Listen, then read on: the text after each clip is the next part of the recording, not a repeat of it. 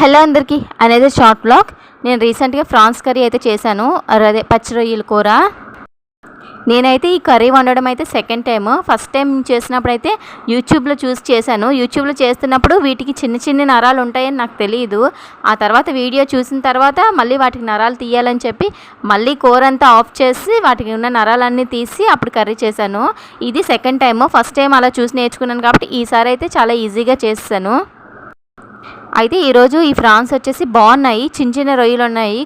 కొన్ని ఉంటాయి పెద్దగా ఉంటాయి, అవి కొంచెం టేస్ట్లెస్గా ఉంటాయి. ఇవి చిన్నగా ఉండడం వల్ల చాలా టేస్టీగా కూడా ఉన్నాయి.